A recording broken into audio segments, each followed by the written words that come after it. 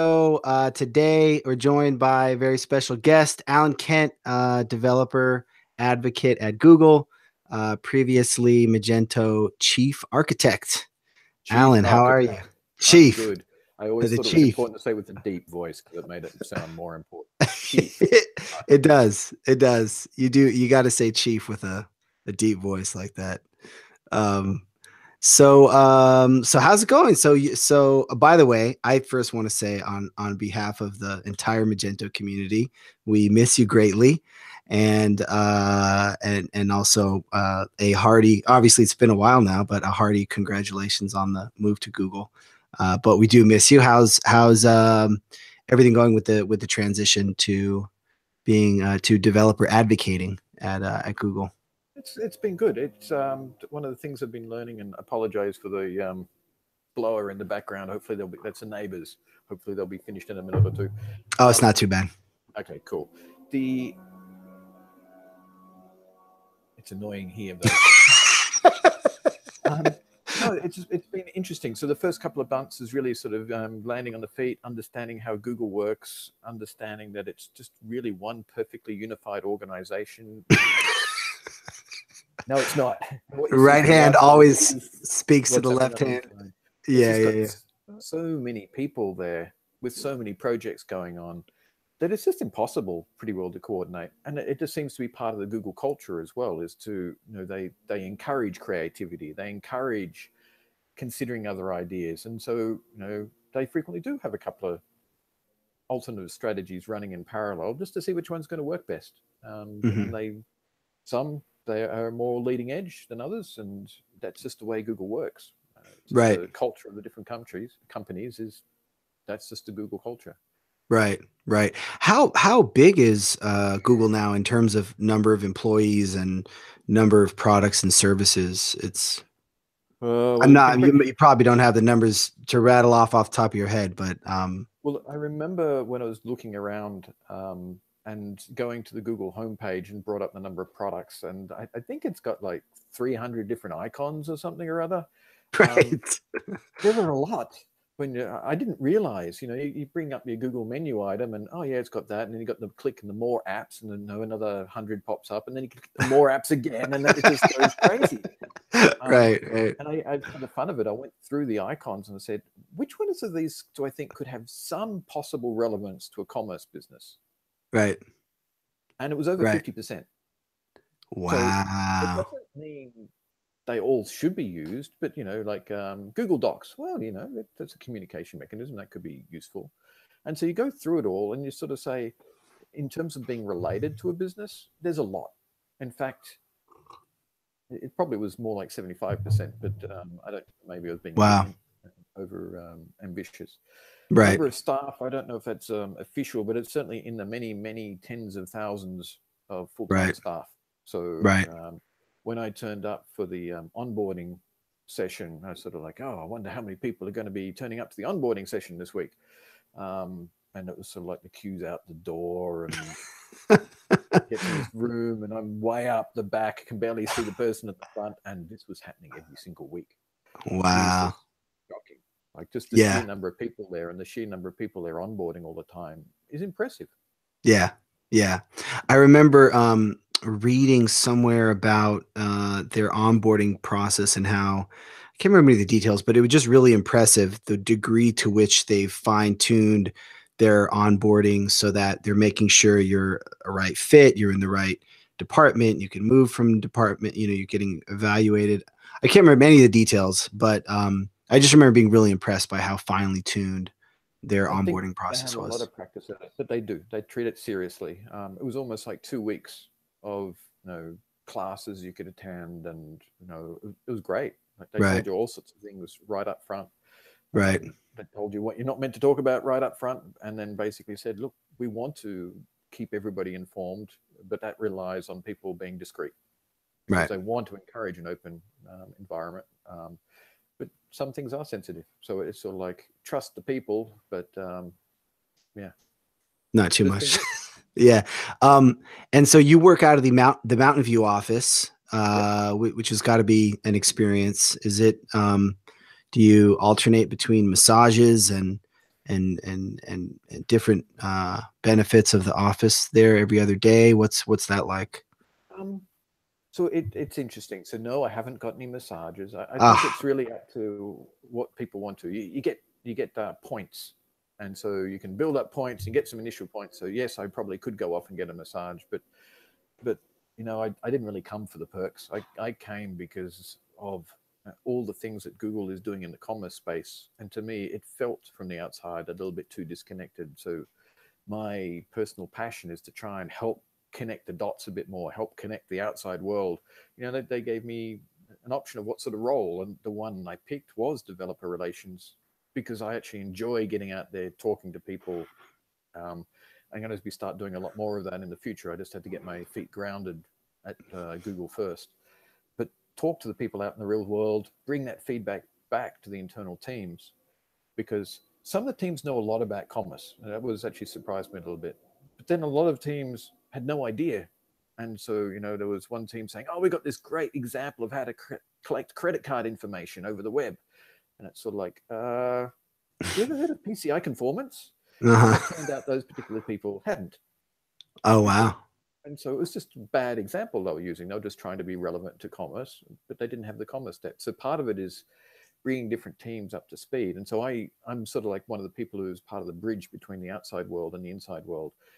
Get feedback from the outside world, bring it inside to the actual teams, get them to change directions if needed, and vice Mhm. versa. Then take the messages from the inside teams and help communicate it out to the outside teams. Right. That's really cool. How is it sort of it's interesting because when you were at Magento as an architect, as the chief Chief. architect, that's obviously an architect level role. And I remember always feeling like you were so engaged with the community, probably more so than any other architect I can think of that comes to mind. And so, I mean, there's probably some element to which you maybe had that hat on even in an architect role, but how does it feel to be in a pure developer relations role versus more of an architect role, which it seems like throughout your career has been more the role that you've been in.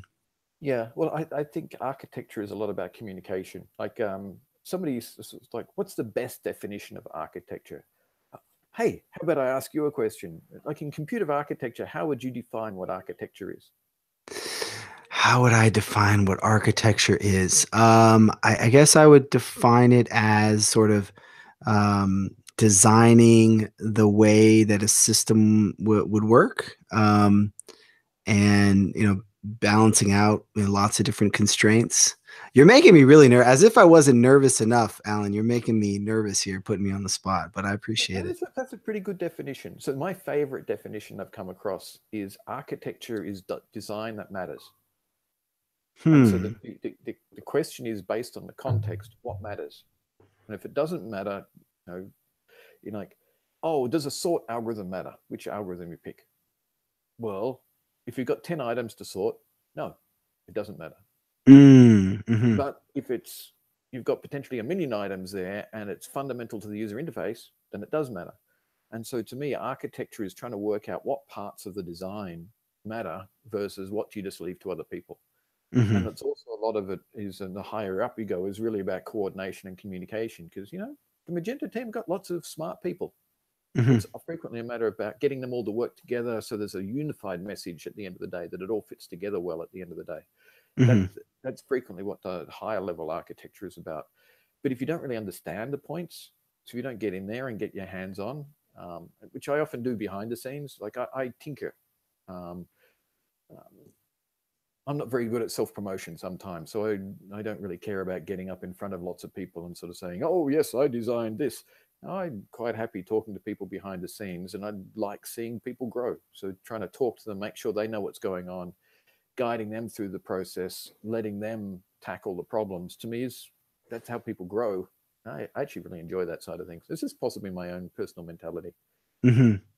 I love that. That's actually really interesting because it ties in very well to one of the questions I got leading up to this from Ryan Fowler, which was um, exactly what you're saying. Like from looking at your blog posts, it seems like you would kind of explore concepts, tinker with things, throw ideas out there, and then like did you sort of take those, which is sort of like what you just said, did you sort of take those ideas, pass them off to other architects and team leads to sort of implement them and flesh them out? Frequently, yes. So frequently, the tinkering is just enough to work out, is this worth pursuing? GraphQL, somebody brought up, should we be, one of the major things about Magento 2 was getting all the APIs in. It was a step towards better modularization, separation of UI from backend. For architecture, it's frequently got to have multi-year plans. And so you just step through it bit by bit. You can't do it all at once. So that was a big thing. So we got REST APIs. We made sure the code was independent of the actual protocol. So we've got REST and SOAP, and it's got a few different ways you can talk to it without any change to the underlying business logic. And so that was one of the goals. And so Yeah. then along comes somebody, I think it was Eugene, who sort of said, hey, what about GraphQL? Okay. So it's a matter of, well, how do you evaluate it? Well, frequently you build a little demo, you put something together and you work out how good the tools are, because it's not only how good the technology is, it's how easy it is to use. And the thing that really impressed me about GraphQL is it ticked multiple boxes. It ticked reducing the number of network hops. It's actually got Yeah. some quite nice interactive developer tools with autocomplete just in a web browser, just so to help you build your queries up. So it's the whole ecosystem around it that's frequently that made that particular technology. It solved real problems, and it was fairly nice to use. Great. But was I going to build it all? Well, no. I built some proof of concepts, made sure it was possible, worked out that I understood what some of the problems are. And then, another team then takes it on and actually delivers it through to production, because there is a difference between tinkering and production code. And I'm not going to be around to support the thing. I'm not going to be around to put all the polish on it. Otherwise, I can't go off looking at something else. So I frequently Right. do tinker to work out if it's any good or not, and work out and if you touch it, you get a much better idea of, hey, is this thing really going to work or not? Yeah. That's what I I like yeah, I about it. I really love seeing that. I think everybody loves seeing you tinker with things and jump into things and hack on a project here and there. It was really cool to see. I think that myself, I probably am maybe more in the tinkerer category than the really hardcore production level code. A lot of the times the products and things that I built, they work fine at a certain scale, which is totally fine for me. But I think I have a little bit of that tinker in me as well. Yeah, so I Um, know what it is to build production systems, of course, yeah. but it's more a matter of where should you spend the time. And if you're spending time building the production system, you're not thinking about your business. So I think it's more a matter of, it's not necessarily a matter of skill. It's a matter of what should you be doing and what Hmm. versus and so forth. Right. Has M2 sort of gone in the direction that you expected, based on the things that you were putting in place, like you said, those multi-year plans. You obviously came in at a time where you sort of, the way I see it, kind of almost righted the ship a little bit. But how have you seen the direction go since you've left? I think there's been a lot of positive things. Yeah, it was, did I sole-handedly write the ship? No, there's a whole team of people. But there was eBay at the time sort of put a number of people in place to try and right the ship, because it had been promised out live and it hadn't got shipped. Okay, well, let's get that fixed. And so then it was a matter of trying to decide, well, how much do you do now versus how much do you do later? And it probably got blown up bigger than it should have been, which was one of the hesitancies. But it was also hard to fix some of the things and not do a good enough job. And so there's a lot of anguish going through trying to work out, well, how much do we fix versus get it out there? Yeah. And how much do you put in place now versus iterate on later? And that's just hard. There's no question Yeah. about it. The front end stack was one that was already done before I got there, for example. It already made the less choice. And it's not that at the time it was a wrong choice, but it took so long to get M2 out that it might have been the wrong choice by the time it got live. And then there came the question of when do you try and fix it versus, because you can't destabilize the community too much. Some people are complaining that we're changing too much. That's a hard one. You've got to evolve the platform. And if something's not right, sometimes you've got to take the hard things and just adjust them. And so we put quite a bit of the platform in place, but then there was a bit of pressure to get more features out. And so we didn't keep pushing on the platform. And as an architect, I would have liked to keep pushing on the platform a bit more. Yeah. I think like simplifying the whole database model, it's fundamental to me to fix a number of the performance issues. And that's what the GraphQL to me is also a good thing. It gives a layer of abstraction to the lower levels, which has got the potential to hook into the database APIs and so forth, which can then feed into your indexing engine, which is one of the problems of people have performance with the product. But Yeah. not my problem anymore. Yeah. Okay. It's really interesting. I've talked to a few people recently about PWA and GraphQL and how it really kind of changes the game from multiple perspectives. Not only what you mentioned, having great performance benefits and things like that, but even from a developer resource perspective. Like all of a sudden, if this thing really moves heavily into the PWA side of things with a very well decoupled, very loosely coupled front end and back end, all of a sudden now you can get all of these, front end JavaScript engineers right out of college, which is a very sort of sexy and interesting technology. All of a sudden you have access to that whole pool of talent, which you didn't really necessarily. Classic No. Magento front end developer is a little bit of a different beast, and Yeah. so it's Yeah. So there was, to be completely honest, when PWA came up, there was really the two benefits. One is, hey, PWAs are cool. They're much more interactive. You got a lot more capabilities. They're blindingly fast if you write the code right, of course. But they've just in their own right, it's a very interesting technology. But to me, it was also as much about, hey, we can rejig the front end stack and just pick a more mainline approach. We've got the APIs in place now, because it was right. hard before. The APIs in Magento 1, there were APIs, but it wasn't a platform feature. It was just like you get this extra module, and sometimes this extension would update the core functionality, but not update the API behavior. Well, you can't have that. It's got to plug in. It's got to be uniform everywhere. Yeah. So getting the APIs in was actually a really useful precursor to get it. But then that's the next logical step. I think I've written about it in a blog post before, but I believe that there will be more and more diversity in integrations in front ends. You got things like voice and Google Assistant. There's lots of different interaction technologies, and I don't see how that's going to slow down. I think it's only going to get faster. And so Yeah. decoupling more and more. Magento 2 put a lot of work into decoupling there was too much business logic in the PHTML template files in Magento 1. Pulling that all out separated. So now, okay, we've got APIs that give you access to the full functionality, and it means you can cut the head off. And so people were successfully doing and have built quite a few headless projects. But then this is the next logical step. Now we've got to that stage. Well, great. Now we can pick a modern front end stack, and the tools was as much of a excitement to me around the PWA work as the actual technology itself.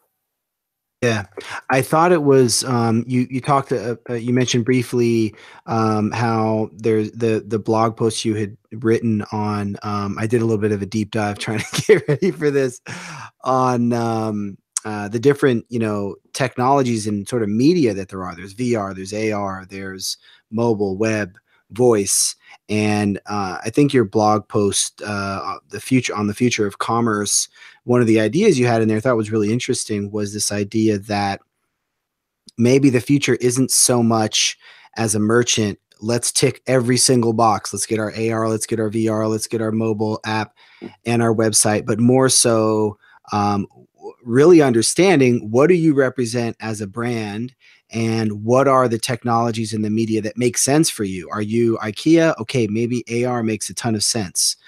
Invest heavily in that because that's going to be an expensive thing to really get right, most likely.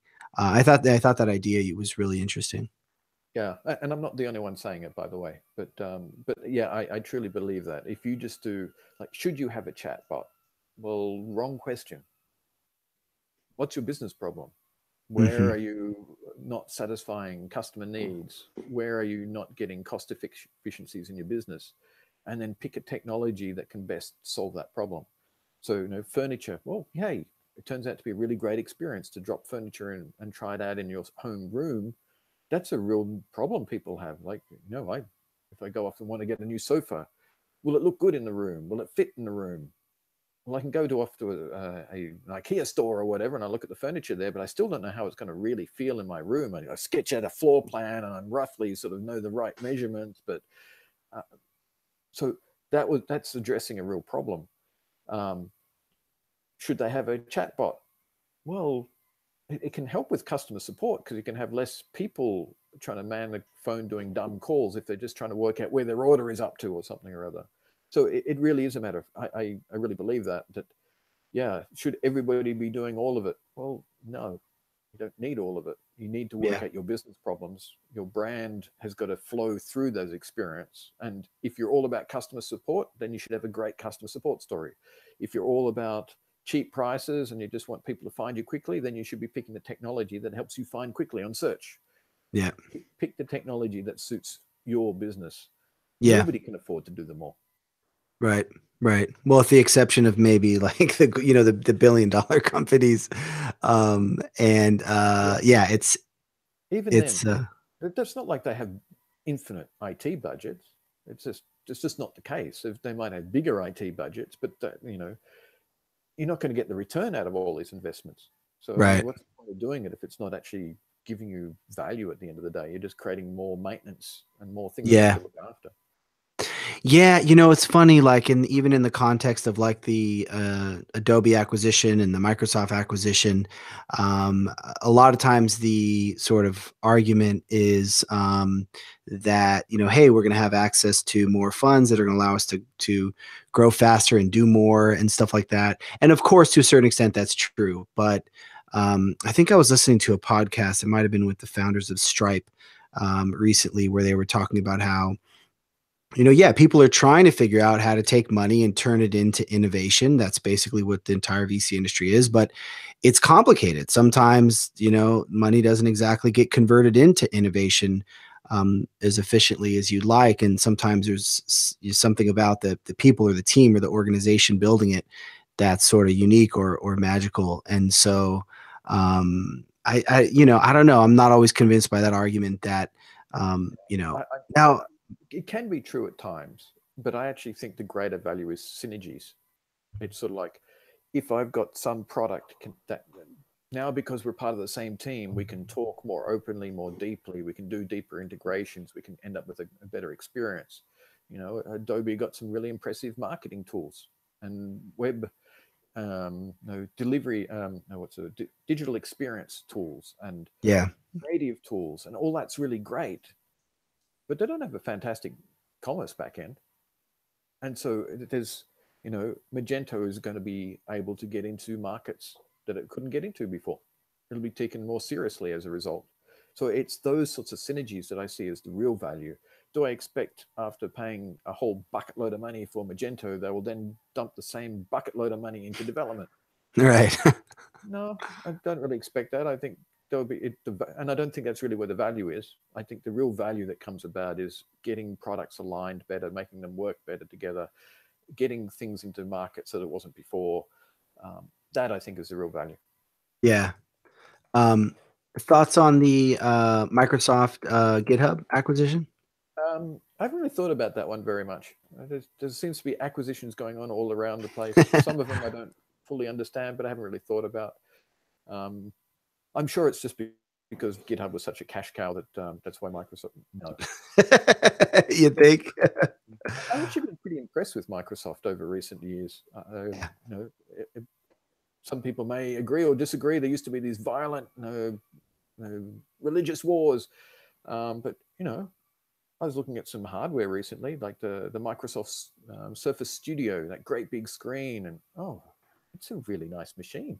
Yeah. Yeah. Apple don't have a machine I don't think that nice. I No. wouldn't buy one. It's not powerful enough for me. I want to plug my VR headset into it or something like that. So it's Yeah. pretty expensive, but it was a nice machine. Yeah, I have a couple of friends that have moved from Mac to Windows, and I've been somewhat seriously considering. My computer is like 5 years old now, and I've been wanting to get something new for a couple of years, but I can't justify getting that touch bar thing on the. I don't buy it, that touch bar thing on the new Mac. So As a um VI user, I must admit that I'm not thrilled about the touch bar because I want that escape key because you just need it for VI. Yeah. All right. Are you still is VI your main text Not, editor of I wouldn't choice? say main, but it's just always there. And so when you SSH onto a machine, hey, it's an editor. It's always there. I started before there was GUIs. Yeah. At university, I started on punch cards, just to give you an idea of how ancient I am, or how backwards Australia is, one or the other. Um, so back then we were just getting X11 screens just as I was finishing up university. Whoa, that was cool. Yeah. Um, but so I think you just use what you're used to. Yeah. I actually want to get like you to give us sort of like maybe a little bit of an overview of your whole career. Like you've been done so many interesting things, but if we have time, we'll get to that. We got some questions starting to come in here. Question from Joel Hart. How does the PWA versus AMP play out? Which is, I know, sort of one of the big topics we wanted to hit here. Yeah. So I can give a bit of a. Do you want me to yammer on a little bit about AMP first, and then I'll talk about how the two. Yeah. Oh yeah, that'd be perfect. Yeah. So a bit of background about AMP, and Google's caught a bit of flack about it, and maybe it hasn't been communicated. No. But here's my pitch, or my way of putting it. So I'm spending a reasonable amount of time at AMP at the moment, going through and working out the right ways to use it for e-commerce. That's one of the things I'm actually spending a fair bit of time on right now. So AMP originally came out, that most people know, from publishing industry, and it was started off being static pages. And the whole goal was, hey, in Google search, how do you make this? How do you get the experience even better? And one of the ways of getting it even better was, okay, well, I can bring up the description, I click on it, and okay, we'll send the user off to a site. Okay. But you can get that site to go faster and faster and faster. And then you get to a point of, well, it's mainly network delay. Or, how do I go any faster than that? Well, the answer is, how do you get faster than that? Is, okay, let's use something called machine learning or AI. I actually don't know how they do it, but let's predict which page the person's going to click on. Let's start fetching that page in advance. So when they click on it, we've already got it. And it can just go splam and splat it up on the screen. Right. Well, and it's a way of getting faster and faster web experiences. And it's something you can do in a PWA yourself, like on your own commerce site. Predict what you think the most likely button they're going to click next is and preload some of those assets. If you don't, oh, well, if the user's just reading the document, well, just use your network a little bit. So you've got those options to do it also in your own PWAs. But how do you do it for a Google search? Well, that's where it starts getting hard, because you could just download the files and not do the rendering, but the rendering takes time too. And how do you make sure that the actual origin doesn't see that somebody is downloading the files? Because if you get the user's web browser to download it, it actually starts to leak privacy information. For example, I go to a site, IKEA, and I get the little tracking pixel, and great. So they start remembering something about me. And then I do a search about chairs. It could be, a week later, I've done a search about chairs. And if the web browser, while I'm searching Google, preloaded that IKEA page, it's going to come from my web browser. IKEA now knows that I did a search for something, and on my search results was a chair. Well, that starts leaking information. I didn't tell Google that I wanted to tell IKEA about it. Mm-hmm. And so this is where things like the AMP cache come in. What they do is they anonymize. They cache it. They help it to go faster. They optimize the pages. They do a number of different things. But the thing you can't do without is the anonymification, because IKEA does not know who looked at that chair. And so the Google cache can then do the preload, or the Google search can do the preload from the AMP cache to say, we will not tell the site who you are, that you're looking for something, and we'll preserve your privacy in the process and still get the page to go faster. Couldn't they, in theory, just prefetch, just do regular vanilla prefetching without passing along your any and without leaking, like just doing anonymized request to IKEA to prefetch, or does Well, that's that up to the web prefetch browser. happen client That's side? the web browser doing the Because it prefetching. prefetches client side. Yeah, it's Right, trying to get it into your browser quickly. right, Not right, doing right, it right, in Google, right. getting it into your browser. And so it's your browser that will be doing the prefetch. So by doing the prefetch to the AMP cache, Right. which has got a love-hate relationship. And, you know, Yeah. the goal of that was saying, how can you do a good job now? Use current technologies. Don't worry about the future. Just try and work out what the problems are. Come up with a solution. And then the internal goal, which they might not have communicated very well, was to say, okay, now we've worked out a way that works. Let's generalize it, come up with, you know, open standards around it and so forth. And that's what you're already starting to hear about, like things like web packaging.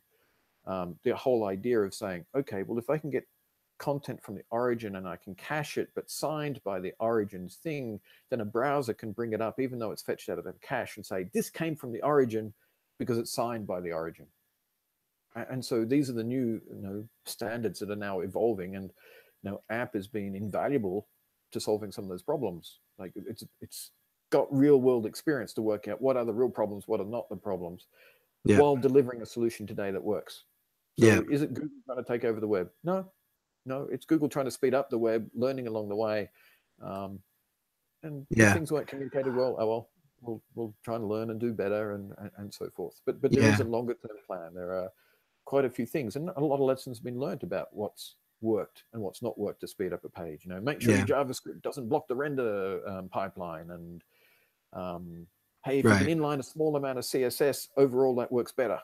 Um, Yeah. uh, Defer loading of images behind, all these sorts of techniques. You know, doing projects like app helps Google work out what works well and what doesn't work well, and then it can go off and talk to all the browsers, and, you know, if they agree, and then great, you know, as you get the new technologies out, you don't have to use AMP anymore. AMP will still be supported. There's no reason to get rid of it. It actually has got a number of other benefits as well. It's sort of, you know, simplifies the management of your site. You can actually just build up a pretty site with sliders and carousels without running a single line of JavaScript. You don't have to learn JavaScript anymore. Just use this component library, and it'll be a fast, responsive, you know, good site. Is Yeah. it possible to build a better site than AMP? Yeah. If you're targeting one particular thing and you've got fantastic JavaScript developers, yes, you can build something faster than AMP. AMP is trying to be generic still. But if you're just trying to knock something up quickly, AMP will stop you, will discourage you from doing things that will slow down the page. Right. And so it's sort of like, that's, to me, the sorts of value proposition about AMP. And so Yeah.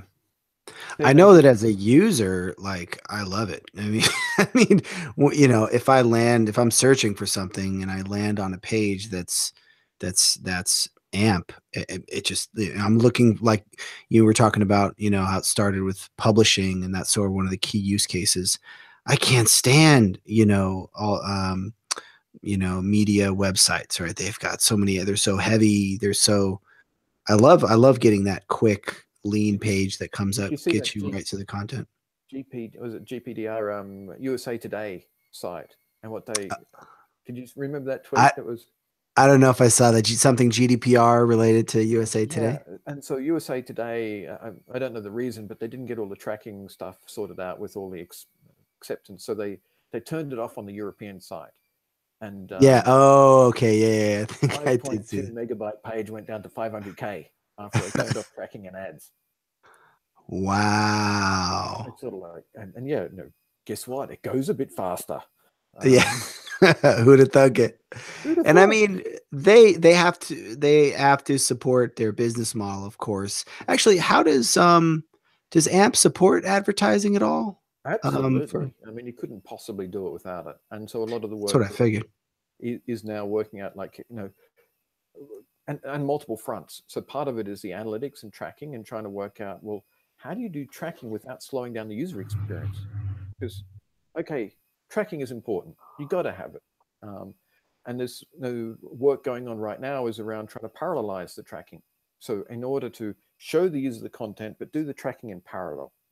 Like, can you do that rather than do all the tracking? Because what some of the sites do at the moment is you redirect the user to tracking site number one, and it redirects you to another tracking site that collects something else, and it redirects you to the real content. So Yeah. you get a few bounces before you even get to the page, and then the page can be really heavy and so forth. And so the idea of the parallel tracking is, no, take the user straight to the page, but in parallel, start doing the requests off the tracking site, so you still can collect the tracking information, but do it don't delay the user experience in the process. which is also, it's a key thing of app as well, because you've got to have the tracking information. But again, when you preload, you don't want to trigger the tracking then. You want to trigger the tracking when the user brings the screen, no, actually clicks the link and brings the page up on the screen. So tracking was actually fundamental to AMP as well, because the merchant with the site should know when somebody's viewed it and clicked on it, not when it was in a search result. And so that's, again, part of what AMP allows it to do, and why it's sort of tied down is to sort of say, no, no, no, no. Because it's AMP, we know how the tracking works. We know we can fetch that page without any risk. And we know that when we bring it up on the web page, then all the tracking will fire and you'll get all the right things. So it's obeying all the rules to do good tracking. But there are challenges. People are still solving some of the problems. I'm not trying to pretend there are zero problems there. There are. They're still working through some of those problems. But a lot of work has been put into that tracking and continues to be put into that tracking. And Yeah. some of it is cross-browser support. It's things like, Safari. If you go off and hit the tracking site, my understanding is, you get a cookie coming back. If depending upon the domain name, Safari might say, well, sorry, I'm not going to accept that cookie. That wasn't a user interaction. That was a bit of JavaScript in the background, whereas other browsers will accept it. And so if you're trying to use cookie for session tracking, you've got a problem, because when you come then through to your real main site, hey, that AMP page, it didn't load from me. It loaded from the cache. So I never actually saw any request. But the tracking data, so how do I know that that previous bit of tracking data that came through was the same user that is now on my site? And so AMP has got concepts like client ID and so forth in it, but you've got to get all these things to fit together. And and there are answers to all these things, but when you try them out, you discover different problems in real life. And hey, that's the way the world works, and you Right. just work through them.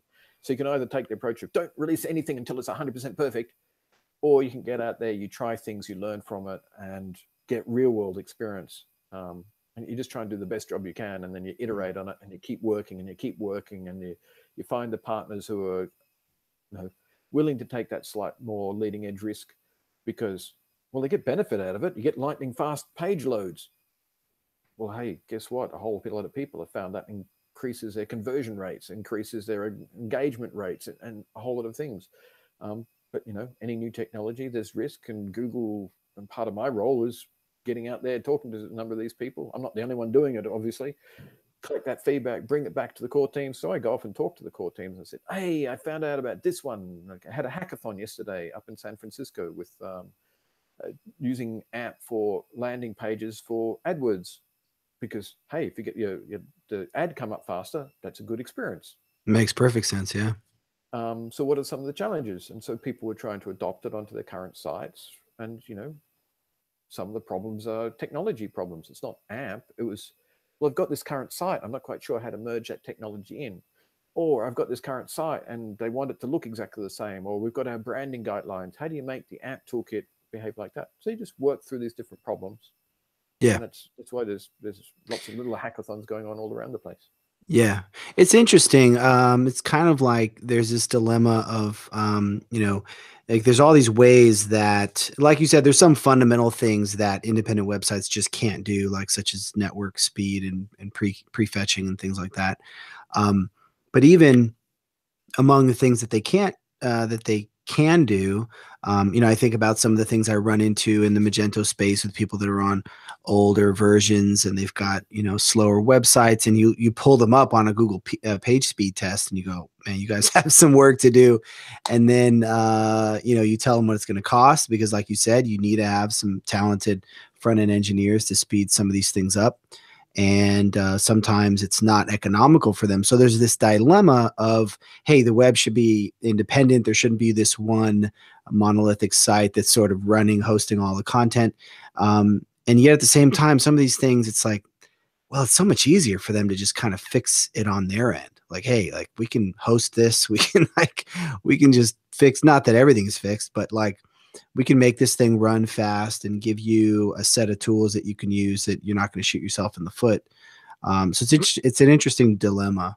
It is. And so one of the things that I going to be spending more and more time with, but shortly after I arrived, there was a CMS summit. And so Google is outreaching to the platforms as well, to sort of saying, how can we help? like partly engaging, giving guidance. That's why Google Magento took on PWA, for example. Google had outreached to Magento and sort of said, hey, we're coming across lots and lots of Magento sites out there. Did you know there's better front-end technologies around?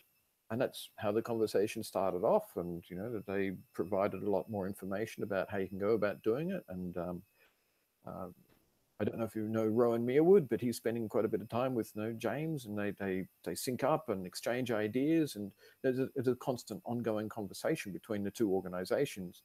And so Google is both doing things, and it needs to do some short-term things, but it's also investing into the platforms and talking to the platforms. And the platforms have got their own roadmaps as well, and so not all of them want the help at that time. They've got other priorities. Fair enough. Yeah. But I do spend time talking to platforms, and I'm going to be step number one was to make sure I knew what I was talking about before starting to do that, of course. But yeah, going out and talking to the various platforms to make them aware of the technologies, help them learn how to adopt them, but it is a slow process, as we'd be discovering. It takes a while to move a platform because the platform's got an ecosystem around it. And so you've got to try and help the ecosystem move along as well. And so, one thing we'd love is feedback from, agencies. What would be the fastest way to help you learn to speed up a site? And the current sites as well. Like, it's not all about the future. The future is a multi-year roadmap. It's an ongoing slog. Google spent a lot of time with WordPress. They're working on doing AMP support built in as a plug-in to WordPress, where you just turn it on and your site becomes AMP enabled. You don't have to do much. You install a plugin. Right. That's a great experience. Will the same technique work for Magento? Maybe not. What is the right way? Is it a matter of is it going to ever work for M1? No. Nobody's going to put the investment back into an M1 site. So how do you speed up an M1 site? Is it a matter of teaching people how to use tools like Lighthouse? Is it a matter of writing guidebooks to speed up? Here's what you should do for the images. And so Google's actually quite interested. And if anybody wants to feed me back that sort of information, I'd love to get it. It's sort of like, I've got my own opinions, but there's nothing like getting it from the horse's mouth. If Google actually, one of the things I was shocked, I didn't really realize, Google actually has got a whole team, massive team of people that goes out and helps people externally to get their sites to run faster. Oh, wow. And developer relations is actually not the primary team doing that. They've got like a consulting group, and it's more in the sales side of things, and probably ties into AdWords a lot and so forth. But Google wants the web to be a good and open and healthy place. It doesn't want to suck it all in. That doesn't achieve Google's goals, actually. Yeah.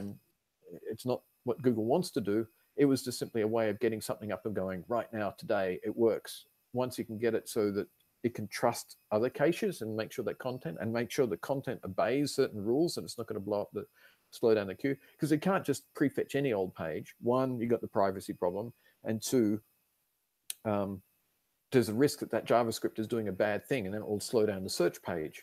Well, that sort of defeats the purpose. And so it's working through these issues and trying to work out. And so there's concepts like feature policies that rather than saying thou shalt do AMP to get an optimized experience, thou shalt support these 3 feature policies. You will have small inline CSS. You will not have JavaScript that blocks the render queue. You come up with some of these sorts of policies, and then any content that obeys the rules can get the same treatment instead of saying AMP. Because at the moment, it's those rules that we want, but the only way that we've got today that works, that guarantees them, is if you use AMP, we know you're following the rules because we designed AMP to follow the rules. And part of it was, well, let's build AMP and work out what the rules are. And great, now we can work out what the rules we should be doing. Right. Could you give sort of like an overview of where AMP is at for e-commerce at the moment? Like I've definitely, as a user, run into content websites, content pages on AMP. Totally get that workflow. I don't know that I've actually seen like a store on AMP. So what does that flow look like? Like, what's sort of the current state of where things are at? Have you been to carved.com? Let me go check that out. You might need to do it on a mobile device. I haven't checked recently, but carved.com is a Magento site. which is actually both using AMP for the landing page. So if you do a search for a carved case, there's a good chance that the ad that comes up will be an AMP page.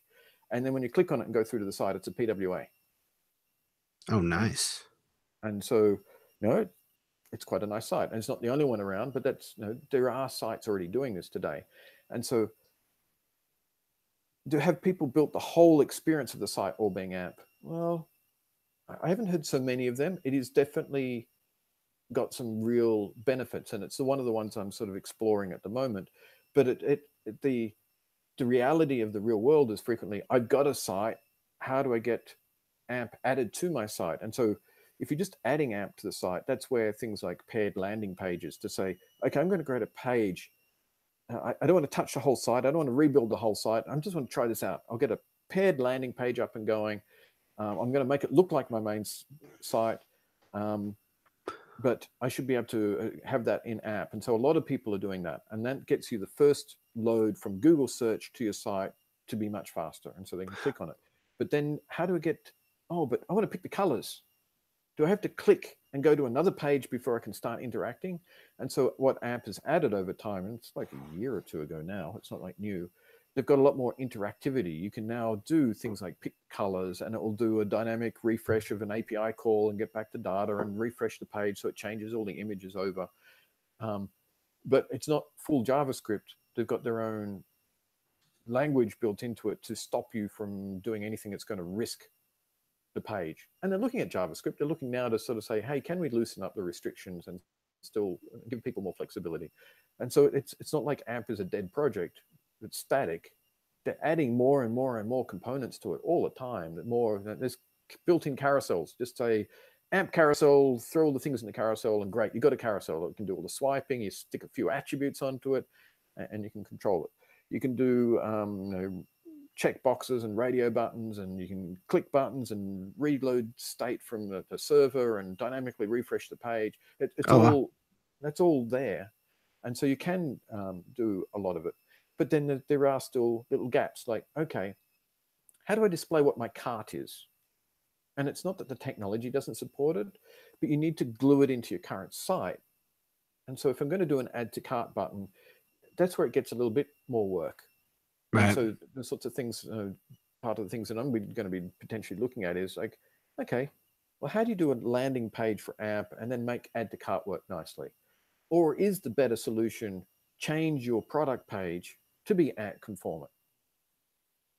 And so there's some of the things that I'm exploring for Magento and other platforms, is trying to work out what is the right story, and and fiddling around with these tools to try and work out, well, how do you get this to work together nicely? Right. Yeah, architecturally, how do you balance out those trade-offs of having full control over your product page versus fitting into something like AMP, which probably gives you a lot of best practices out of the box, but also gives you a bit of a dependency there. Yeah, and how do you do it in a cost-effective way that people can afford to adopt? Because if you come along and say, oh, well, yeah, AMP is great, redo your whole website. Yeah, right. I mean, who can afford to do that just to get AMP? And the answer to me is, if most of your traffic is coming from AMP, and it's a lot, from Google search and from other search engines, it may actually be worth doing. But if it's not, it may not be worth doing. It's not like there's any technology that says, oh, everybody should just do this one regardless. It's just not the case. Right. It can help you. It can give huge conversions. You get some people getting spectacular results. Will everybody get the same results? No. Right. So I was playing with Carved a little bit. When I go to carved.com, I see the nice PWA. I'm trying to find the AMP landing pages. Like if I do a search like carved case, I see some search results for example, a carved iPhone case, and I think that's a Google shopping and then link, and then that lands me at carved.com. So I don't think I'm actually hitting any of the AMP pages. I could figure this out offline, but it's good to have a nice use case to refer to. Yeah, it's so there was a talk at AmpConf where they actually went through how they actually built it all. Got it. I'll find that and link it up. Yeah. Sure.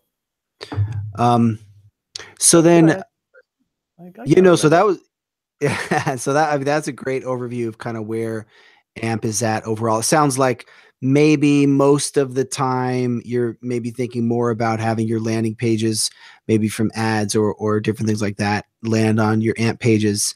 And It's a then, common pattern, and because it's common for people to want to try it before committing their whole site to it.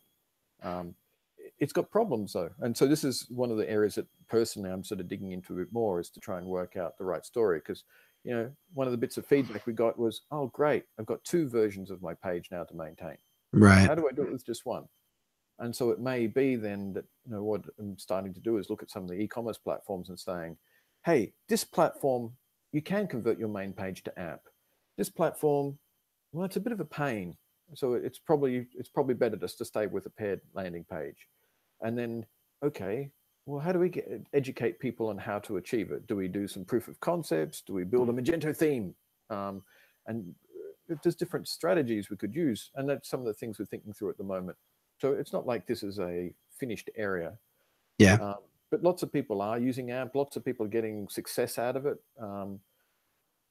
But, as I said, no technology is a solution to everything. You got to think Right. about what's most important to your business. Is getting more SEO, like, it's not improving your ranking. It delivers a faster experience. We know that if faster experiences, the slower the experiences, people abandon the page. And so it's not like do AMP because it will boost your Google rankings. That's not actually the reason. It can be a clear-cut argument to get higher people to listen, but it's more of like, if you don't respond in 3 seconds, 50% of the people will just give up. Yeah. Which And at the end of the day is what Google's trying to model, is what's most useful to end users. And they've done a yes, pretty darn good job of that over time. And so, yeah, so if you just focus on improving your end user experience, exactly. That's you're what it's probably all going, about. And then it's a yeah, matter of saying, okay, well, now we've got the technology. How do you get it rolled out everywhere? How do you educate people on it? And it's a hard problem, especially at scale. And yeah. and so Google looks at short-term solutions and it looks at long-term solutions. It's got enough people. It does both at once. Right. Yeah. It's interesting, you mentioned the idea of, hey, could you throw your whole site on AMP? That you'd have some limitations, but that would be kind of an interesting approach. It's interesting because people can have entire businesses that are just on social media, that are just on, um, oh, it's starting to get a bunch of background noise over there. Oh, that's better now. Can you still there? Can you hear me? Yeah. Oh, yeah. It just got kind of fuzzy. Um, okay. Hopefully that'll clear up. But yeah, I mean, you can have your whole a whole business on your YouTube page and your Facebook and Instagram, and you can almost have entire businesses built on other platforms. And so the idea of having your whole e-commerce site on AMP is kind of interesting, actually. It probably, for some scrappy business out there that wanted to try that out, play with it, Yeah. that might So, be a really interesting idea. so one of the things I was chatting to the Vue storefront guys, who were saying, hey, they've got a PWA, it hooks onto multiple backends. How well does AMP work with that? And been trying a few experiments with them. Also trying that they also suggested I had a look at Nuxt. I'm not a Vue guy, and I don't really care which front-end stack. But if there's a good approach to using a stack, it can speed up development. And so, I'm playing around with using Vue for a completely server-side rendered site. So what Nuxt allows you to do is, Nuxt.js, is that you can use Vue. Next is the React version of it. So Nuxt is the Vue from React. But allows you to build a series of pages that you can navigate between, but use modern rendering technologies, but build a completely server-side generated site. So it's all server-side rendered, but still using componentized UI development, just like you can do in the browser. So yeah, that's an interesting sort of thing. Could I build a library of Vue components for an app? So it's a layer on top, but then you can use your Vue technology to build up your branding and your component library, build your styling, assemble a server-side site, and the reason for the server-side is it helps with it, search. If you've got the page pre-rendered, like I put a blog out just a couple of other days, you know, Google can index JavaScript rendered pages, and it's going to put more effort into doing a better and better job of it. But today, there's a bit of delay in the pipeline. And if you've got a really dynamic site, that delay is a pain. So if you want to get rid of that delay, the best solution today is to have it server-side rendered. And so, well, why not have the whole site server-side rendered and all app? You know, so this is some of the ideas we're sort of playing around with, because you build the front end. But is that better than building a Magento theme that's all app-based? Because I did a bit of work with Want Mobile before I left Magento. There's a blog post on it. You know? Right. They spent a couple of days on it, I think, and built them, one page, got it up. It wasn't very pretty, but it's not actually that hard to actually do apps with them on a thing. So is that the right way to go about it? So that's some of the things we're actually thinking about right now. Right. Anybody's Right. opinion, love to hear it. Right. By the way, Andrew in the chat did mention that you appear to be fighting with the snowstorm in your mic. So I thought it might have just been me, but I don't know if maybe you could unplug and replug your mic in or something like that. It got oh, that sounds better. Let's see. I'm not hearing the snow anymore, but now I'm not hearing you either.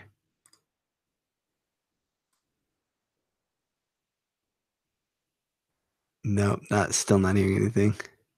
We'll get this figured out here.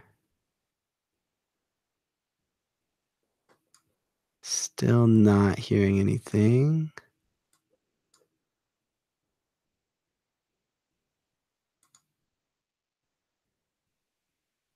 Let's see. Still not hearing anything. Doesn't seem like you're muted, because usually if you're muted, it'll show a mute icon. Thanks, Laura. Digging the recliner. It's the best. Phil calls it my Burka Lounger. Still not hearing anything. It's really strange. It's really weird. I wonder if you have no mic at all, if it might work. Okay, it looks like he's gonna reconnect. Just jumped out. He's gonna reconnect. Git revert. Yeah.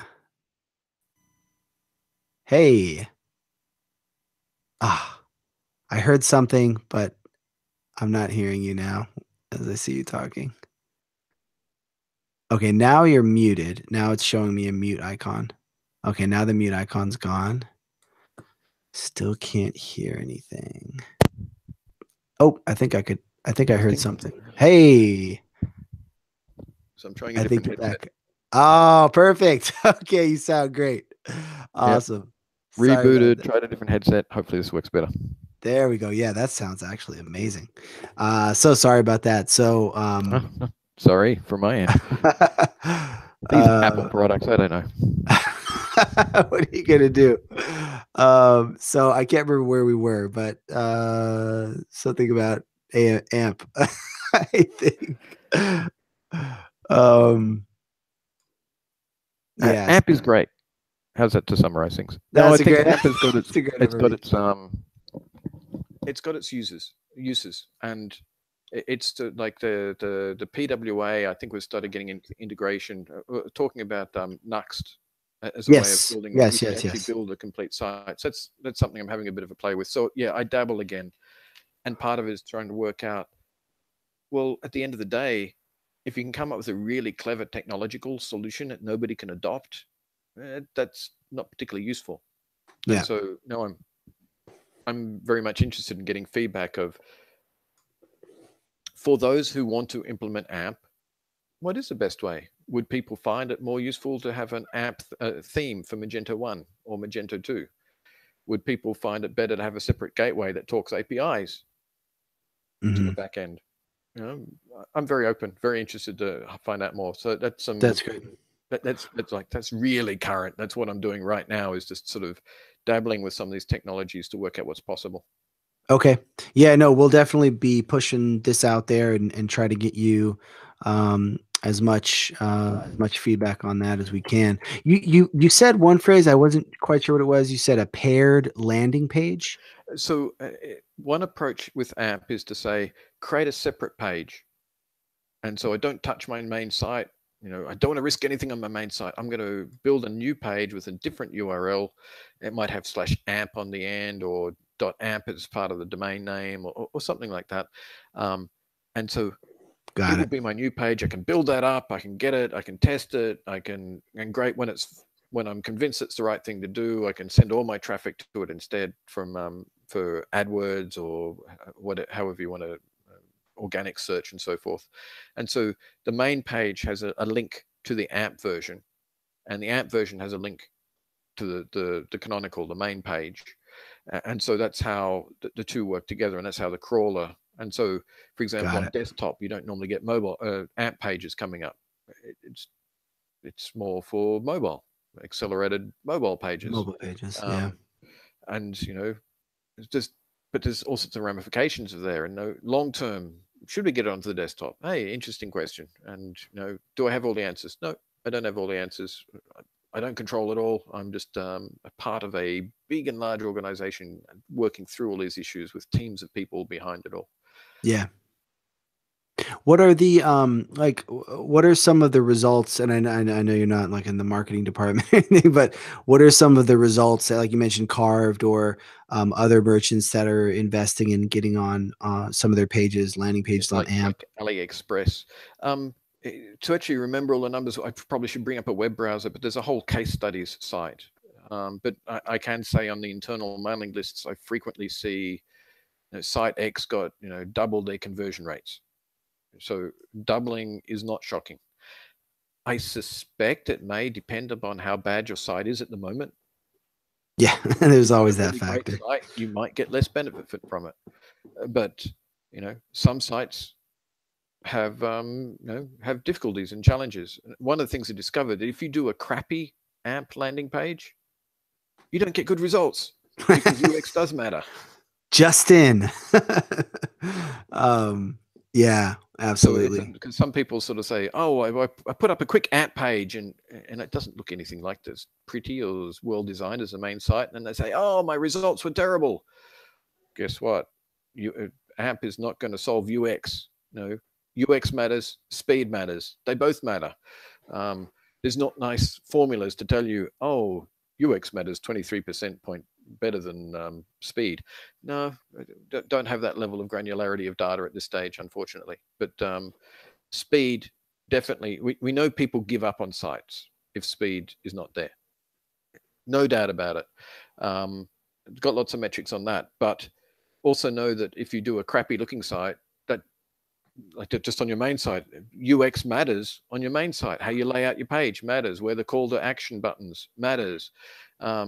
Saw one page and I looked at the two pages and I thought, gee, it really made that much of a difference. And sometimes the changes are shocking. So there was one site that had quite a bit of detail and one image on the site. And then they changed it over to 3 images where you clicked on one of the 3 images and it took you through to the area, and engagement doubled. And it was just due to the way the page was laid out, and it was just clearer to work out that, oh, okay, I've got these 3 choices. Click, I'll go through the next page and I'll go into that next level. It was too scary having too much detail for a sub-segment of the market. And oh, it wasn't the image on top that got clicked the most. It was the image at the bottom. Oh, guess what? And it's an interesting thing. I've read a bit of research recently, and I haven't really got my head completely around it. You notice apps tend to put the buttons at the top, at bottom, Yeah. tab, Right. but mobile sites still tend to put them at the top. Right. That is interesting. Well, there's a reason people put the buttons at the bottom. They're easier to get to with your thumb. Right. Right. But we don't seem to have made that transition yet on websites Right. for Right. mobile. Obviously, for a desktop, I'm not saying buttons at the bottom are the right thing for a desktop. So there's lots of interesting things. I remember all that discussion also with the UX team at Magento. They've got the tabs down the side. Hey, well, it's actually quite convenient for a tablet, and it works well on a desktop. And so you got this good sort of mix between the two.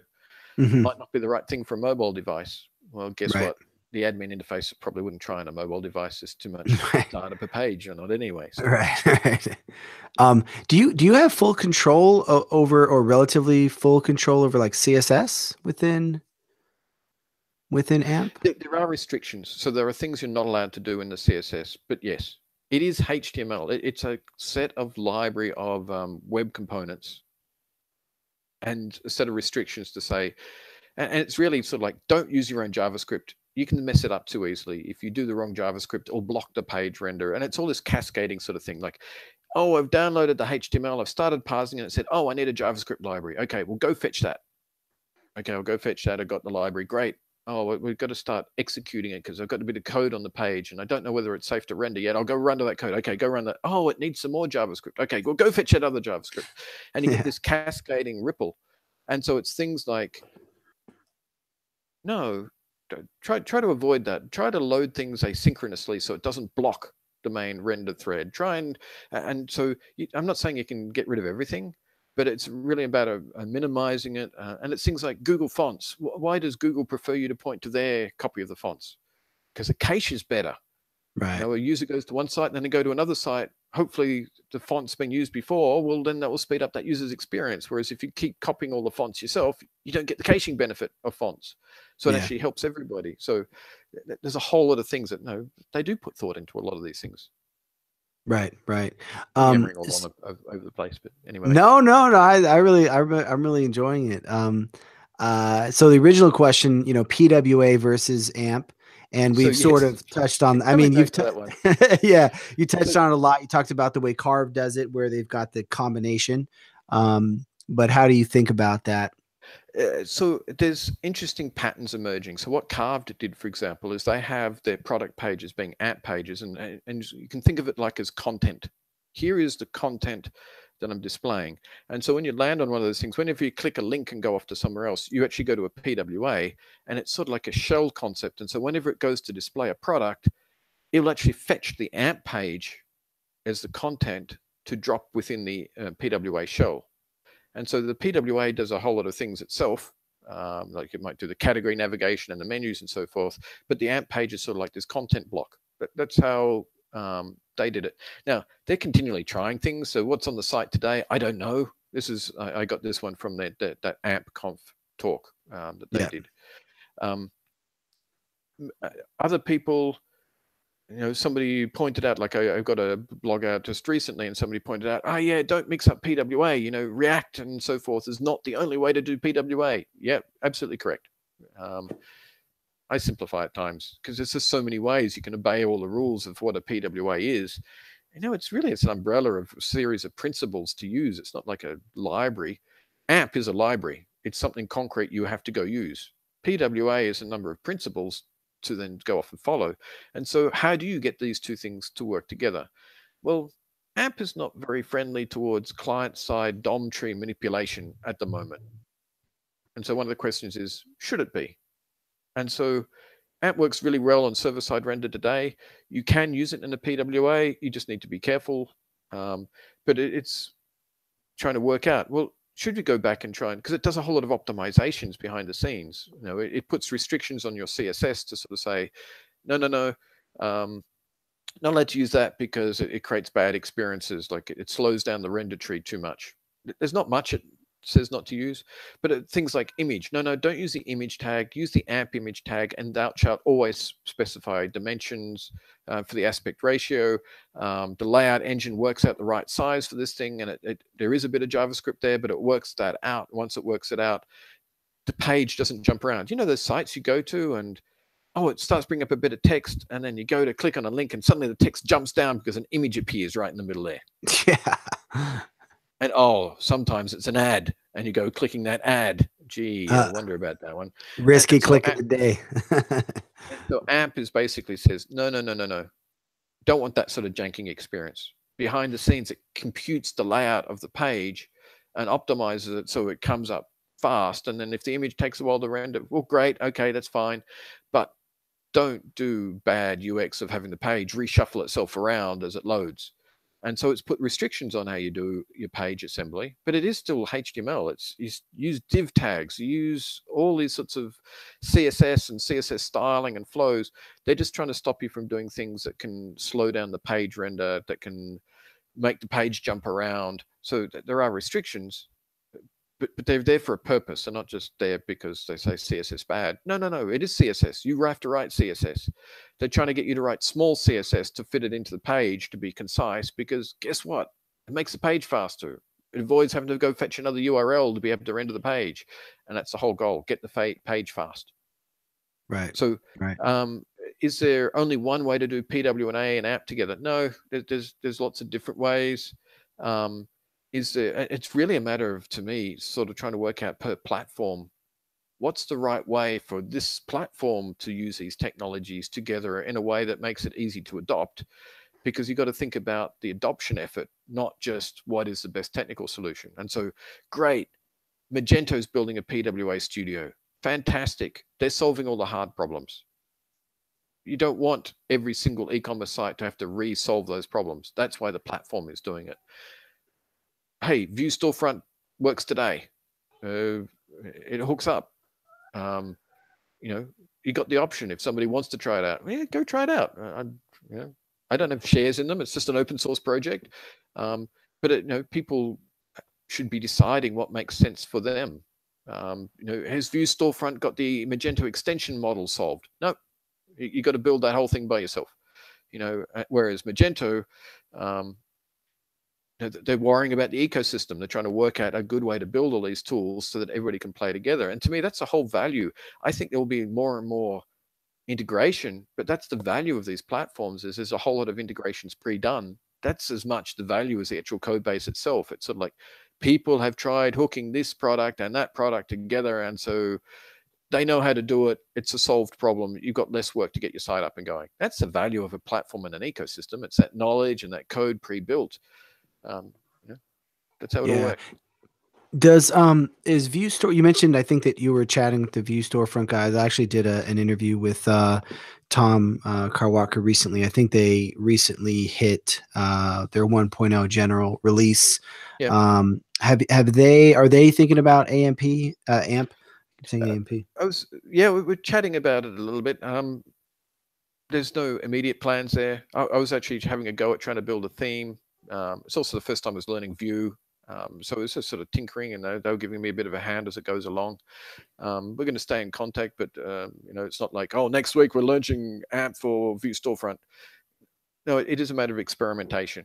And a part of the challenge that I found was not View Storefront. It was AMP isn't really designed for client-side rendering. And so at the moment, I'm going to start on the server-side render with Vue, which is where I'm sort of now playing with Nuxt. And so it's a matter of dabbling and trying. And it's not a finished story. I'd like to say it's all perfect, got every single answer. No, but trying to work out then how to deliver something in the short term, because I do think that long term is the more open sort of approach, that no, you don't need to do AMP, you can follow the rules. But how far off is that? Well, who knows? One, you got to work out all the answers, then you got to get it in all the web browsers, then you got to get, these things take time. It could be a year or 2 years before you can actually truly rely on it. Well, what do people do today? Well, AMP is a solution that works well today.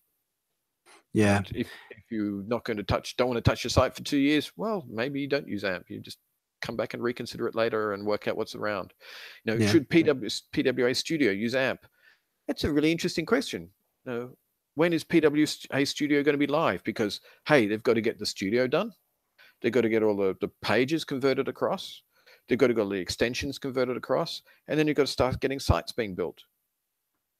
And so right now, at the moment, being totally upfront, I'm sort of scratching my head, sort of saying, should they be building AMP into the story or not? Or by the time they get there, is there going to be a different solution around that's a more generic solution, and just conform to that? So that's one I'm scratching my head over at the moment. So I'm not pushing them hard to do AMP. Yeah. It might be a good answer. I'm actually more interested in AMP at the moment of, well, how do you get all the current sites? Until PWA Studio comes along, how can you help the current sites get faster? An AMP may be a good answer for that one, and it may not. Yeah.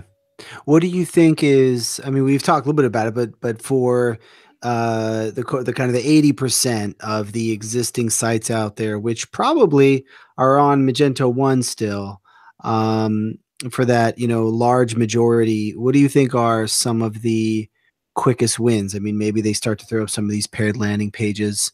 But how should merchants that maybe aren't even on M2 yet, that migration decision is something that maybe they've been pushing off, and are there ways for them to get some quicker wins in the meantime? Yeah, and that's one I've been thinking about. And so I don't have an absolute final answer, still thinking about it. But there are some things. So, for example, to get the first landing page, doing an app page is one approach. And there are extensions in the marketplace for Magento to do app, by the way. It's not like you have to write all the code. You can look in the marketplace. There's a couple there. This is not product endorsement. I haven't personally used them in great depth, but I think it was it Rocket Plum was one on the That sounds familiar. marketplace, Mhm. and you know it gets you there faster. And so maybe that's a way to look at. I believe they've also got a Magento 1 version of it. And are they better than the other AMP extensions? Well, no, I'm not saying that. It's just one of the names I've heard of. And so that might be a way of getting up and going. There was that mobile joint blog post we did. It had some of the techniques up and going. Do people want more demos or more themes? Like, do people have an existing theme that they'd like to try and adjust and actually make the current product page to be app conformant? Because then you don't have to maintain two separate pages, or is the maintenance not really a problem, and so it's fine having a separate page? But then if you get the landing page faster, all the rest of the site isn't sped up. It's just the first page.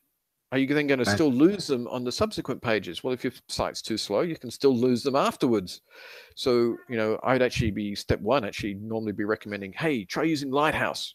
It's built into Chrome, it's got other sorts of tools around, web page test, all these sorts of things. Do you understand how fast or slow your site is? I frequently know it's just in Chrome. You go into Chrome Developer Tools, go to the Audits tab, point it at your site, go to a different few pages, run it, and what's the most common thing I see? Images. People have got these super high res images uploaded, Right. It's and just the basic stuff. how about you resize your image and re-upload that download images? Because guess what? No screen on earth can handle that resolution. So the web browser's downloading this mega file, and so it's amazing that some of the times it's just as simple as that. Yeah. That's interesting. So, I'm going to ask a dumb question here. So, with the Never. idea of that's what I specialize in.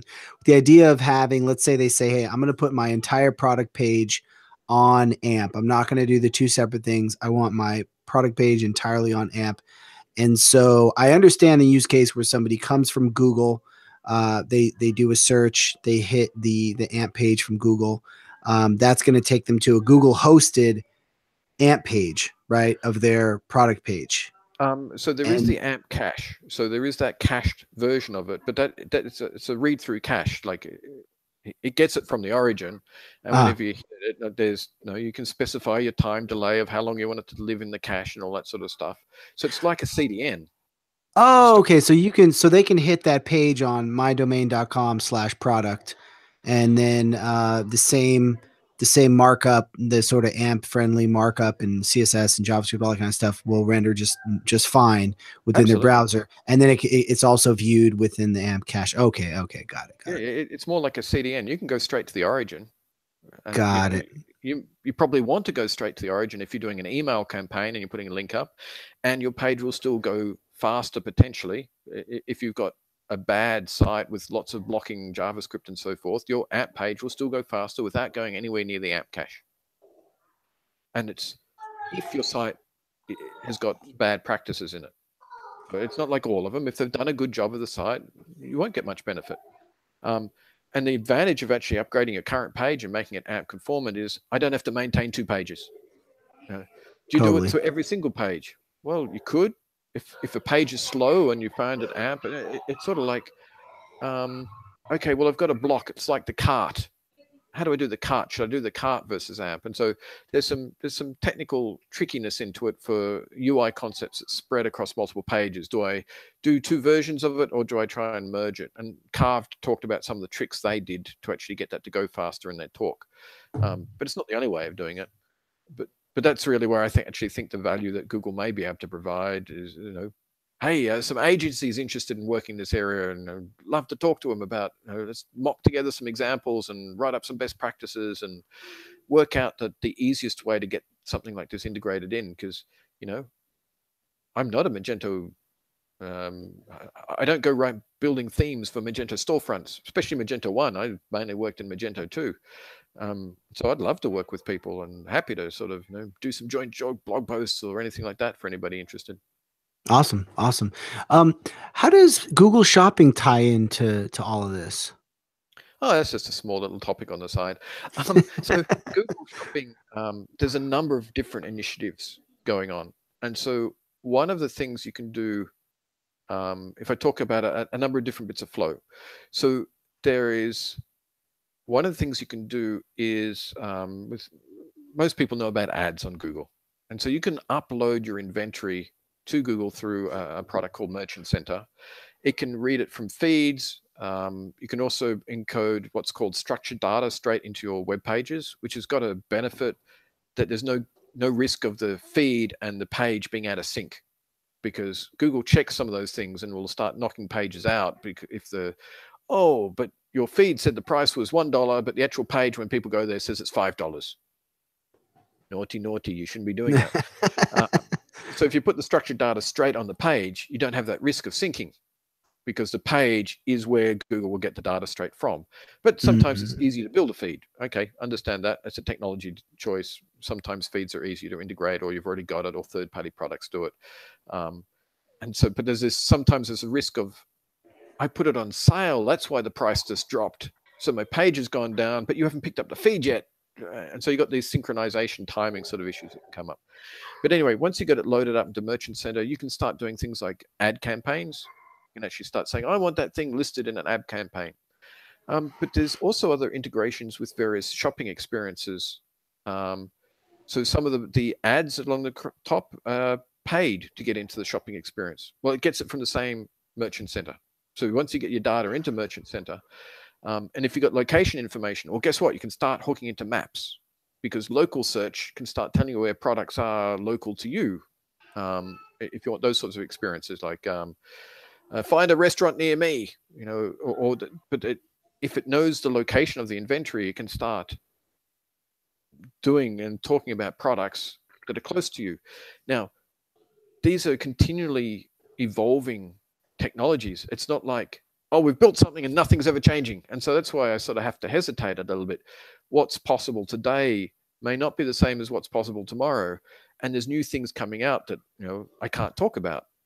And so there's sort of certain principles that I can generally recommend. Structured data gives you more information, and it means Google can do more with it.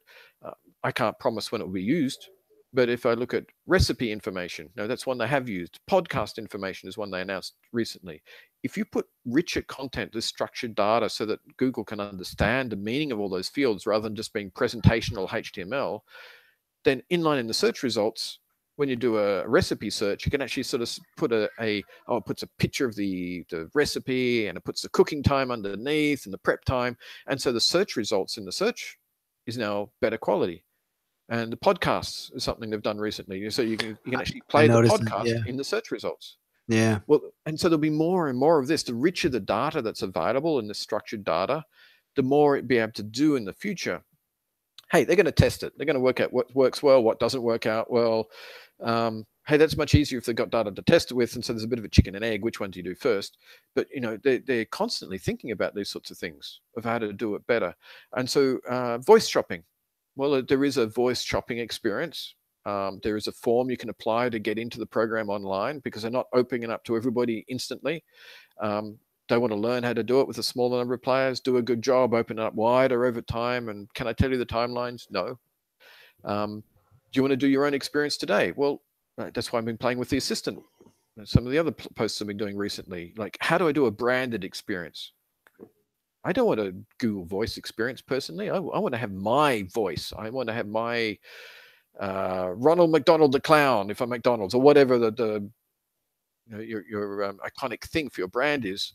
Yeah. And so I've been playing around with, okay, well, yeah, you can do all your own voice recordings. Oh, unfortunately, you don't get the automatic language translation. But oh, guess what? If you watch Google I/O, they're experimenting with different voices and doing better quality voices. So you can see it's going to come, that you can actually start getting a generated voice that sounds like a real person. Well, that can now become your branded voice rather than the Google voice. And so there's a Yeah. number of technologies you're going to see come down the line. And I think brand supporting is important for commerce. Um, should you do it online support first? Well, that's your choice. You got to pick. Am I trying to do support? Am I trying to do sales? Google Assistant has got, or Actions on Google is the SDK name. It's got a transactions API that hooks through into your backend, but sort of tries to find that right balance between providing some things built in. And so you can build your own shopping experience. Is that the right approach long term? Good question. I'm not sure. I think long term, the idea is as Assistant gets smarter and smarter and gets better at doing true conversations and understanding context, it should be able to work it out more. At the moment, the apps, you got to say, talk to app name, and then you can interact with it. Well, more and more, there's more built-in intents that coming into Assistant. And I'm sure it's happening with Alexa as well, but, I'll just talk about Google stuff, of course. The built-in intents, they're getting more and more understanding context more and more and drawing those experiences in as they learn how to do it. You've got to do it across languages. You've got to do it across cultures. There's a whole heap of problems to solve here. It's not an easy problem, but they're working hard at it to get it all in. And so, yeah, you can, like, if I was going to say one thing today, it's sort of like, hey, look at getting your data in as structured data. How it's of value today? Well, I'm not saying race off and do it instantly, but if you're redesigning your site, I definitely look at incorporating that data, because it is a way. It's schema.org structured data. It's not Google structured data. It is schema.org structured data. So Pinterest, Facebook, all these other organizations, anybody who's crawling your site can then potentially use that data. And not only Google, that's good for the web.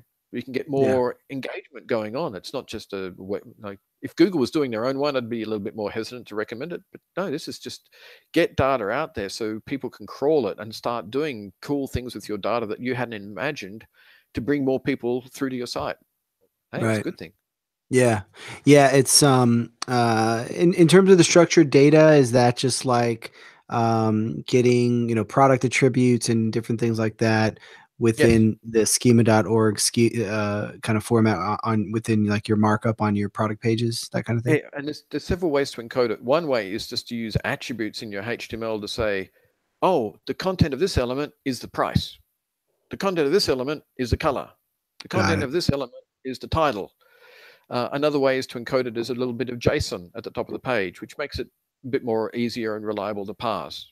But they both do the same thing. It's just saying, on this page, there are a list of products. There's 10 of them.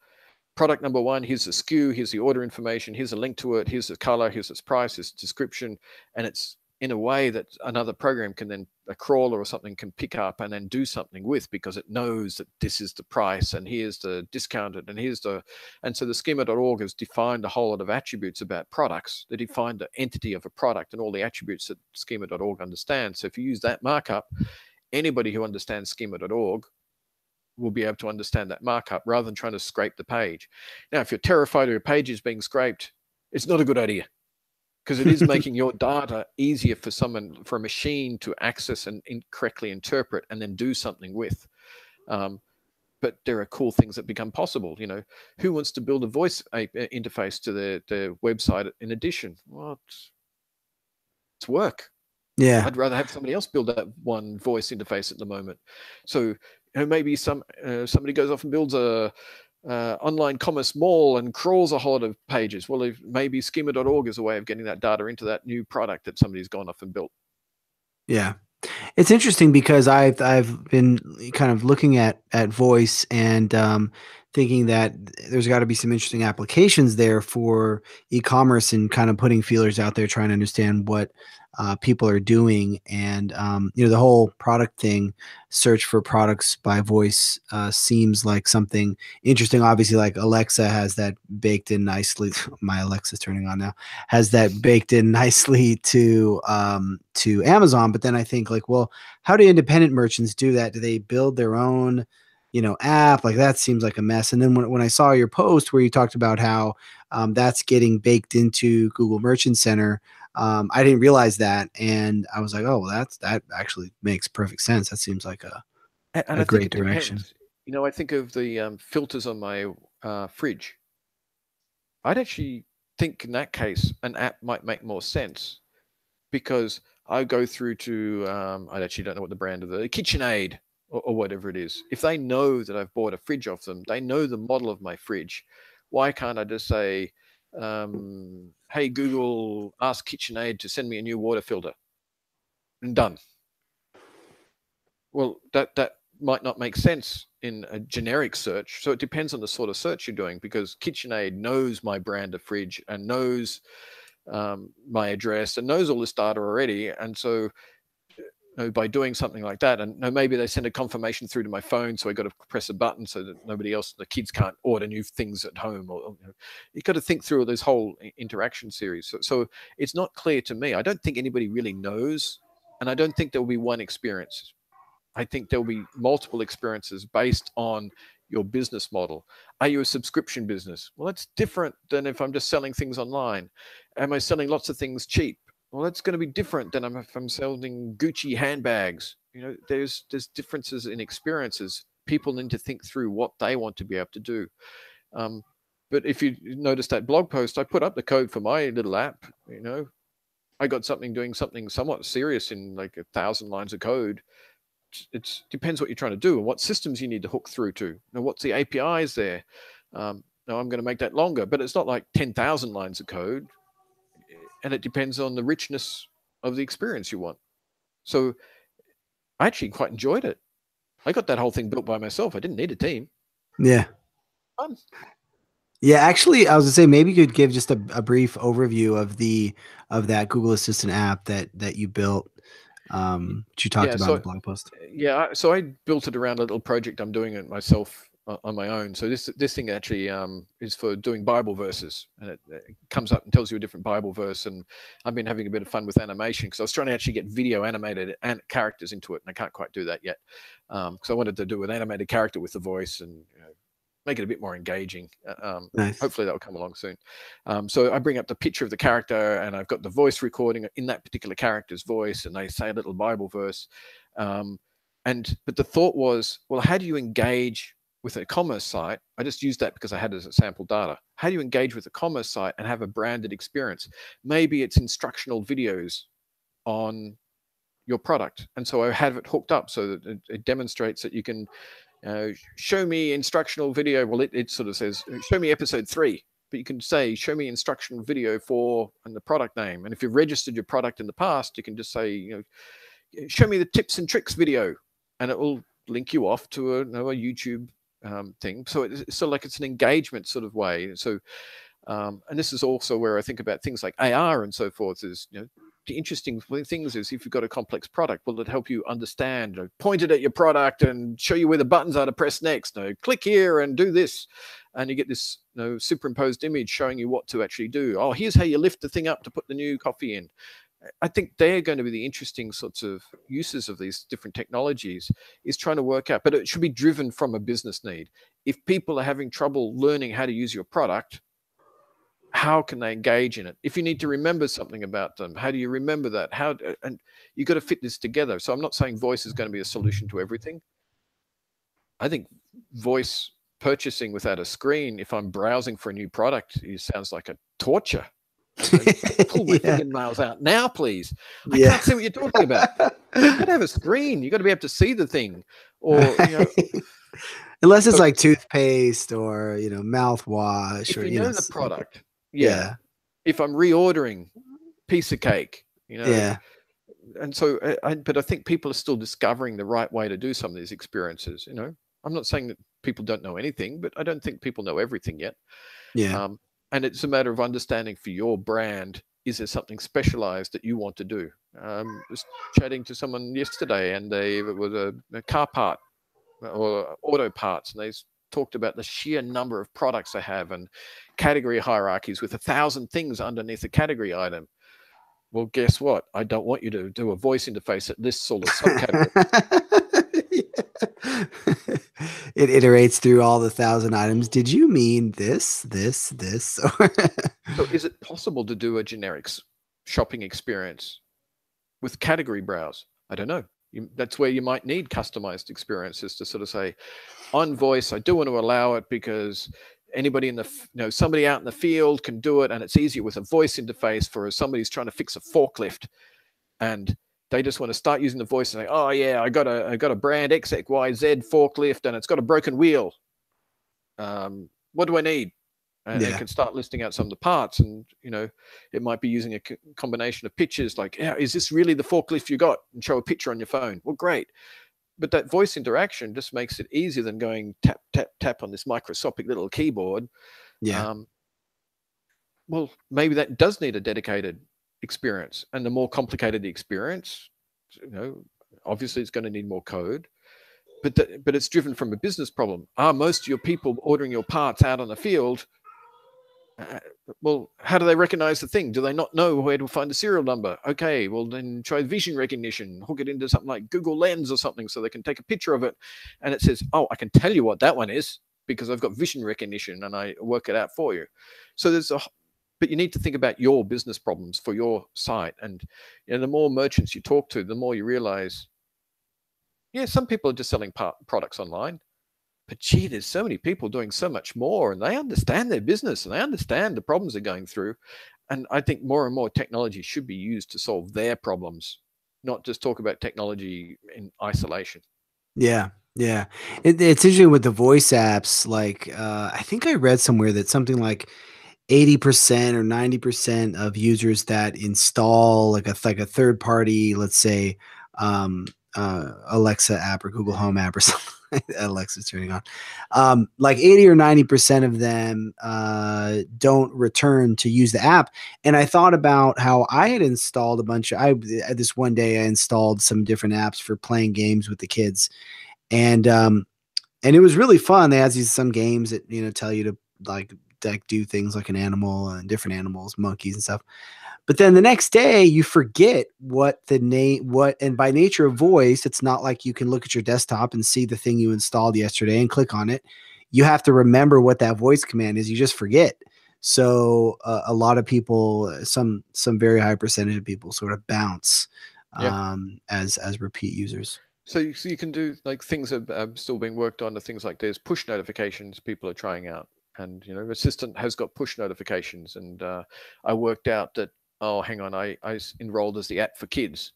Well, I can't do push notifications to kids because they want to protect somewhat. So I've got to redo my Right. app and change the subscription on it. That's one of my next things to go off and try. Right. Um, Personally, I'm really looking forward to the day that all my screens of my life, wherever I am, that's why I like the Assistant, and it's true of Alexa too, but the Assistant is not in your home device. That's your interaction device to the Assistant, which is an agent out there in the cloud. And that's the right sort of model. I want the Assistant to be wherever I am on whatever screen is near me.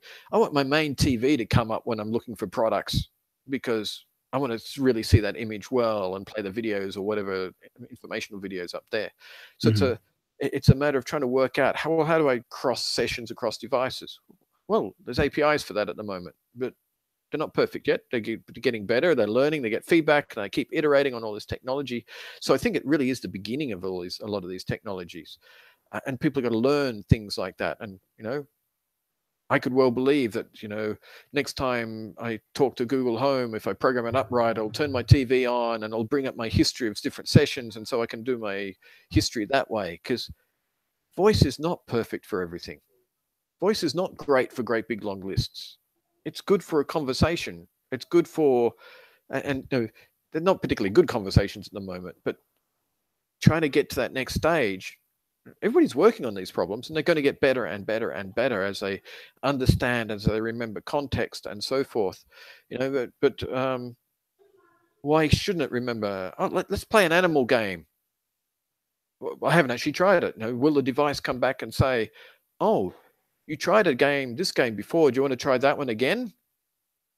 And Yeah. it's just that the more and more these things remember, the more and more context they have, that's where things are going to go. And Phil talks about this on Future Commerce, getting a cross plug a little bit there, a little bit. He talks a lot about a lot of these things. So people are thinking about these problems, and they Yeah. will get better and better over time. And one of the scary traits was some people predicting by 2020, people will talk more to their assistant than they will to their spouse. Right. Well, maybe so, but I don't think voice is going to become. I think people can get overhyped on it. Do I want to use voice in a shopping center? Not really. I want to keep it private, my search. Thank you very much. I don't really want to tell everybody around me what I'm doing. Headphones at least gets the feedback reduced. But, in the middle of the office, do I use assistant talking to it? No. I want to respect those around me. But I might use a little keyboard. It depends. You've got to think about how these things are going to be used in the real world. Do I use it at home? Yeah, I use it all the time at home, because I can call out and I can talk and I'm not interrupting anybody else. So, Yeah. there's etiquette, these sorts of things. So Yeah. it's not a matter of saying assistant is voice. No. There's assistant. Voice is one way of interacting with it. Screen is one way of interacting it. Keyboard is one way of interacting it. All these things, they're interaction patterns. They all make sense in particular contexts. The assistant, though, it's knowledge it's building up about you, so it can answer intelligently future questions that you come back and say, I want to reorder something. Well, it should remember what you did last time so it can do a better job the next time. That memory has got to be not attached to a device, which is where they're all heading. But that's why there's Assistant and there's Google Home. Google Home is for connecting through to the Assistant, just Yeah. as your screen can be, because all these other devices. And there's going to be a flood of devices coming out. I Yeah. think July they're starting to, Google might be a bit behind some of the Alexa stuff, but they're going to catch up fast. I was shocked when I saw the adoption numbers. Like, these devices seem to be selling like crazy business. I was trying to look at the adoption rate of mobile phones. I haven't found an official report, but it seems to me that these voice devices are getting adopted much faster than mobile Yeah. phones were. Yeah. I saw that as well. I think I saw recently that Google Home either has more market share than Alexa or growing faster or something like that. It was something that was kind of surprising to me as, somebody that has mostly just used, the former. But yeah, I think it's somehow outpaced it. Wonderful. Yeah. With the voice app design stuff, one of the things I noticed in your post was you're talking about sort of thinking about how to design these interaction flows within voice apps. And I think you mentioned dialogue flow as one of the tools, and how it lets you map different phrases and things, intents to actions. It made me think about, I had messed around with like a Magento bot back a little while back, and was just thinking through it, and I'd done some reading on it, and it seems like there are tools that don't exist yet to design interaction flows for voice apps, like in the way that we have well defined patterns for how to design web apps, and there's tools for prototyping and mocking things up.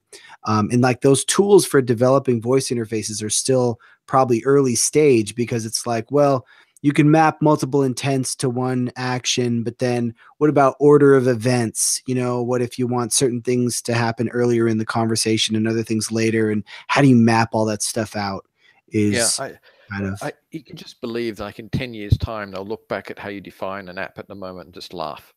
Yeah. Yeah. Because what you really want is to represent concepts, and I don't want to worry about grammar or all that sort of stuff. You should understand the natural language processing. You should understand the context. You should understand all that. I'm just giving you, when they want to do something or other, I will give you the implementation to go and do that thing. You should understand. Why do I have to tell you? Why do I have to train you how to say to invoke something or other? Maybe that's a little bit too extreme. But at the moment, it very much is, you give it a series of training phrases, different wordings, and it does do natural language processing across it. So it will understand things other than what you just typed in. But it uses those phrases to work out that training set to work out, okay, these sorts of sentences mean this intent. And the intent is sort of like, oh, that's where you get into the programming. Here's an enumerated value. There's 12 intents. And so there is a question then of, well, do I do a flow chart? And every flow through the chart is where I've now got two choices the user can say. Well, that's not how we normally talk. So that might be a way of navigating through, but it's not like the 20 question games. At any time, you should be able to say, start again. And so there is a little bit of context support in Dialogflow, but I just really wonder, it feels more when you're writing the program like it should be remembering context. It should be remembering information you've given it so far. And then, well, you should be able to jump anywhere around at any time, because people do just change the topics. Oh, it's a nice mug you got there, for example, holding it up with a bit of an image on the screen. People change context in the middle of a conversation. Right. And Like I just did sometimes then. context is critical and you have to remember what was said before. Other times you switch topics and you kind of know that the topic got switched, even though it wasn't stated explicitly. There's so many things that happen in natural language conversation. I remember when I Exactly. was trying to design the bot, like there would be, initially it was just like question, answer. And then you'd realize there were like these 3-step questions and you just go to yourself, I don't even know how to Yeah. design that And at so I all. think people are thinking about that a lot. And that's where you need the platforms to go off and solve those problems. So today there are tools you can put something together. In the future, I'm sure it's going to be better. That it'll more intelligently, and that's why I like competition in the market, because it helps drive everybody forward. So if Google was the only one doing it, or Amazon was the only one doing this sort of stuff, that'd be sad. I'm happy that they're pushing each other. Siri, Cortana, they're all pushing forward, and I think that's helping push the whole space forward. So I'm sure it's going to get better and better and better. Fun times. Yeah. But at the Yeah. moment, it's like I don't want to really understand natural language processing. Thank you very much. And I don't need to with the tools. I just type in some phrases. Here's different ways. Play episode 1. Episode 1, please. Show me episode 1.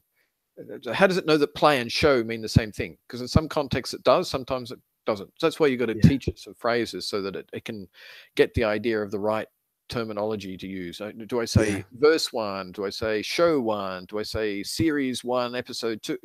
There's so many different ways of saying something. You just got to give it enough hints so it's most likely to get it right.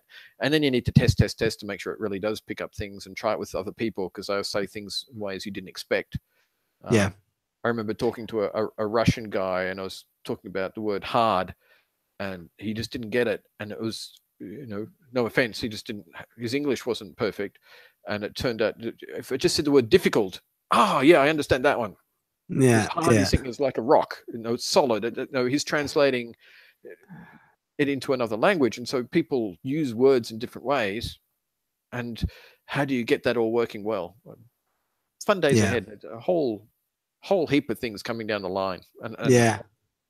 One of I the other rambled. things It's I exciting. thought was or the other things in your post I thought was interesting in the category of machine learning was the talk that you had seen on how machine learning is used to manage large catalogs of products. Yeah. And how, for example, something as simple as a color, like if I'm searching for blue dresses and there's a dress which is, called baby powder is the name of the color. And I guess they're having machine learning algorithms. You throw a product image at it and it gives you a bunch of attributes that you can then map back onto the catalog. Have you Um, actually tried the Google Vision stuff there? I Because haven't. on the homepage, like I knew nothing about it. I went to, I did a Google search for Google Cloud Vision, found the page, and you can drop an image there. You Wow, dropped the image there, it came back with the categorization information. That's that's how hard it right. was. It was just, it just, I was shocked how easy it was. Like, so you can get all this category data. It made a guess of, I think, I threw a dress at it, and I think it came up with some guesses about the style of the dress as well as the colors and all this sort of stuff. And sometimes it got it wrong. So it's not what Yeah, I'd show a user, but behind the scenes, if you're trying to find similar products, feed that into a suggested products, the carousel down there. And so one of the things I think that's not going to change is Invoices are not going away. Orders are not going away. Receipts are not going away. There's some basic concepts of concept that are not going away. But optimization or doing a better job behind the scenes of all these things, yeah, machine learning is becoming a lot more accessible. I thought that, wow, that was going to be so hard to do. Well, somebody solved it. It's actually trivial to do, Yeah. that sort of side of things. And so it opens up lots more possibilities of doing a better job or making better experiences because of it. Um, and you know, I was thinking parsing natural language text to work at a smart query to do a query, that should be a lot easier than the vision recognition, shouldn't it? And then this was no. Vision recognition was trivial because somebody's built it all and already done a lot of this work, and then people are thinking about the problem a lot. So Yeah. it was fun. Did you find it? I did. So I found it and then I grabbed one of the first image I found for a carved case, Okay. which is a mobile phone case. I uploaded it. It's like the back of it's like the back of a phone case. Yeah, And I I'd be uploaded interested to it see what it does. and it tagged mobile phone case, 88%, mobile phone accessories, telephony, wood, mobile phone, and case.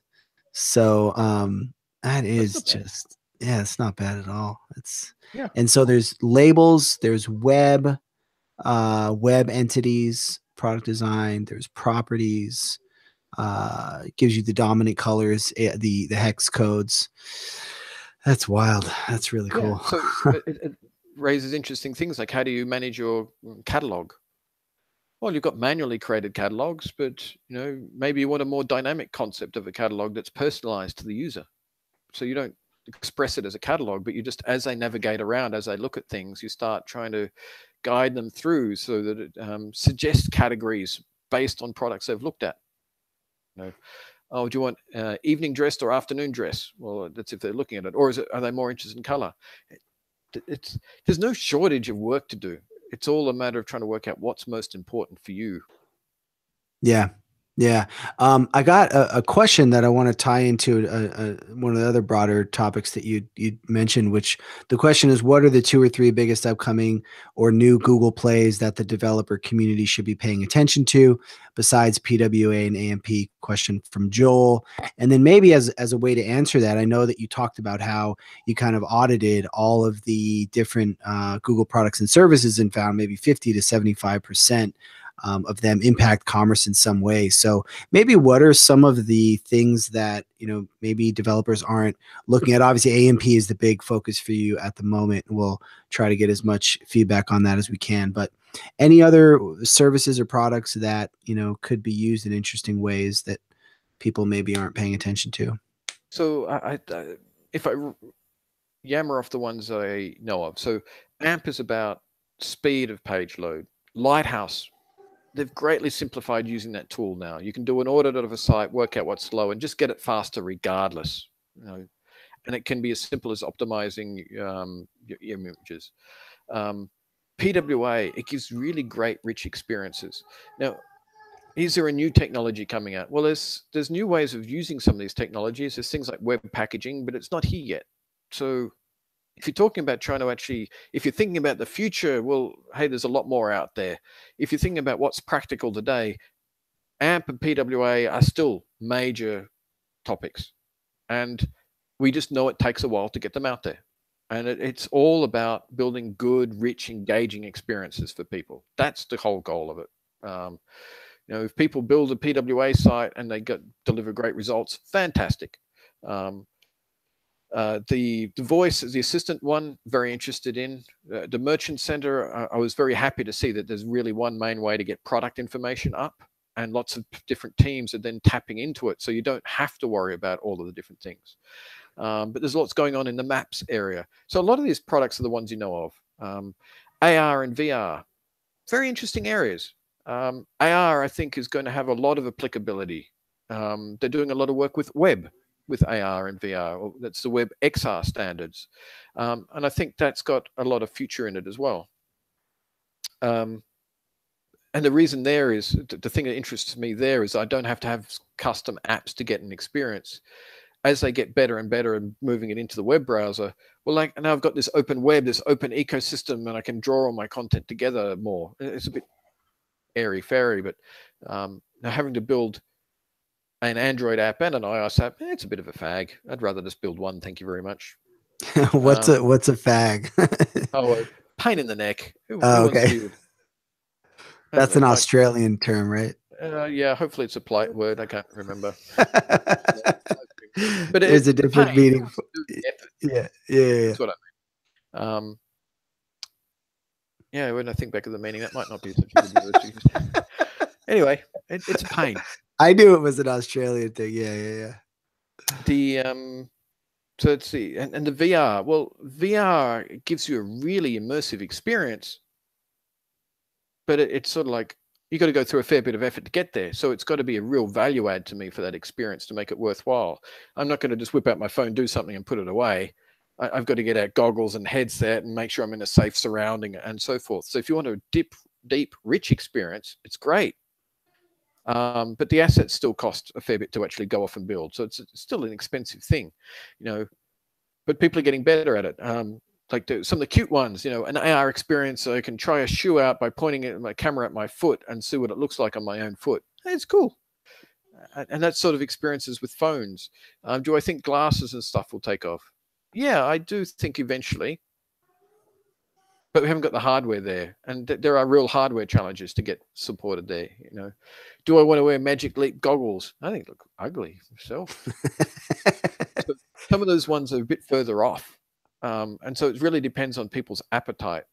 Um, Getting data so other things can process it, important. Getting systems built to be modular, important, and useful and practical.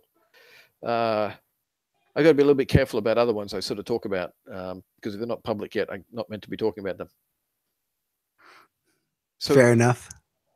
but I really do believe that while you've got all these cool technologies, are there more technologies coming down the road to sort of say, oh, AMP is so yesterday? No, there's a lot of commitment behind AMP. There's going to be an ongoing commitment behind AMP. I think Google has learnt to change a whole web ecosystem to get them to move forward takes long-term plans. It's just reality. Okay, so no, we're not going off and dropping things. If we get feedback that this is crap and doesn't work, great. And maybe we didn't communicate the long-term plans for AMP as well initially. And so people thought they were just trying to suck the whole web into Google. Actually, it was the exact opposite. The whole goal is to make the web faster so people can stay out there. And the web, you know, Google's got a lot out of the web. Google wants to put more into the web. It likes the web. It wants to encourage it. You know, it likes competition. Google is not trying to dominate and take over absolutely everything. Competition is good. It's how it drives things forward. You know, Google has When got its you're, own web browser. We're not trying to kill all yeah, the other web browsers. We actually want all right, the web browsers to keep moving along, and you know, and everybody gets a better experience as a result. You know, right, was trying to take over web browsers would be a different strategy. That's not the right. goal. Is it trying to cut out all other web innovation? No, it's not. But we're trying to work out how to solve problems. An app is a practical solution today that gives you better results today. It gives people a taste of what's possible to say, okay, these problems are worth solving and are worth adopting. So it's a whole lot of story that all weaves Mhm. into there. When you mentioned the long-term plans for AMP, and I think you had said earlier something to the effect of like the long-term plan is for you to not need AMP for AMP to sort of go away. I didn't want to pry too much because I wasn't Well, sure if it was it's not go away. private. So AMP solves a number of problems. And so will Google drop AMP? Well, it's an open source project, number one. So source code is always going to be available. It is just code. It is not proprietary code. It is actually a separate project that Google is the major contributor to. It has got a community over it. They do pull requests and all that sort of stuff that goes on. Oh wow. Google is the people who are putting staffing, full-time resourcing into it. And so, you know, there's no point pretending otherwise. But it is an open source project. It's on AMP, was it ampproject.org? It's not on google.com. People Gotcha. do contribute. People do develop new widgets that go through a review process that gets incorporated. And that will continue. So that's never going to go away.